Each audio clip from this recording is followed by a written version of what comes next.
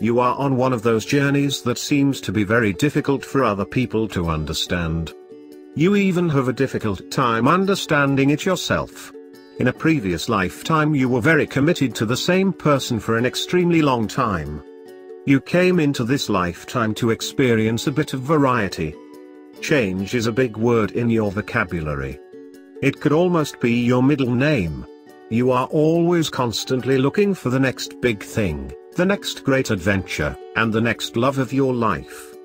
It's okay. Don't be so hard on yourself and your inability to commit to something for a long period of time. One of your challenges is taking on responsibility. Deep within you, however, is a very spiritual being that is just waiting to be awakened, and that will happen eventually.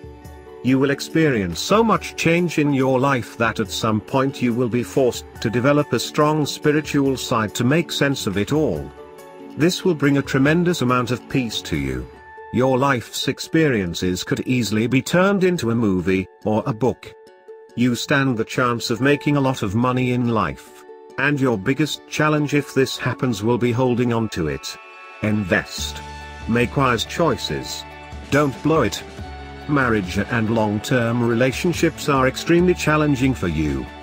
They remind you too much of the past life where you were committed to a fault, and there's a part of you that wants nothing to do with that this time around.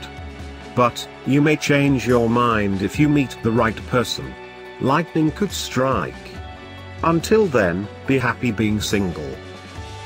Your mind is very keen and well equipped at dissecting anything related to philosophy, religion or spirituality.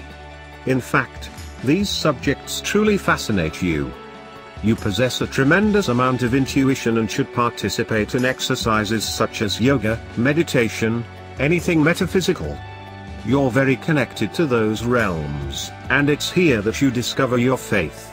As far as your career goes, your interests are usually technical, metaphysical or scientific.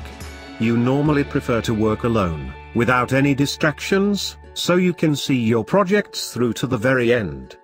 You do spend a lot of time alone, and some prefer to sleep alone, even if they're married. There is something about sharing a bed with someone that is very intrusive on an energetic level. Be careful to not spend too much time alone, you just may end up a hermit. You're not very emotional, or at least you have a difficult time understanding your own emotions, and even more of a difficult time expressing them.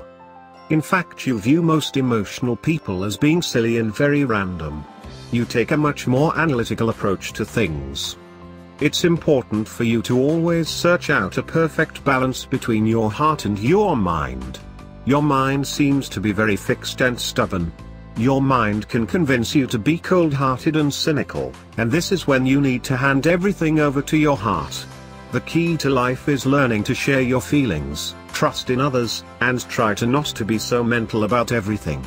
Open your heart, be compassionate and learn to love openly.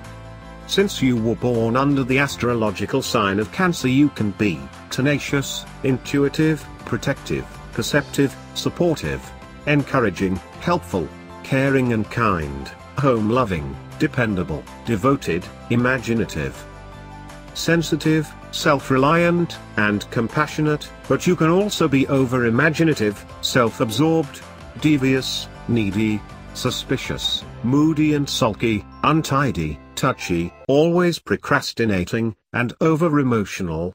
Here are some suggestions on how you can bring positive change into your life. Take risks. Let go of your fears and possessions, trust in the universe. Realize there is no such thing as financial security, share with others every single day, be grateful, live in the moment, and for God's sake don't put things off, drop the bloody bad moods and stay clear of the me mentality, and most importantly learn to love yourself and others unconditionally.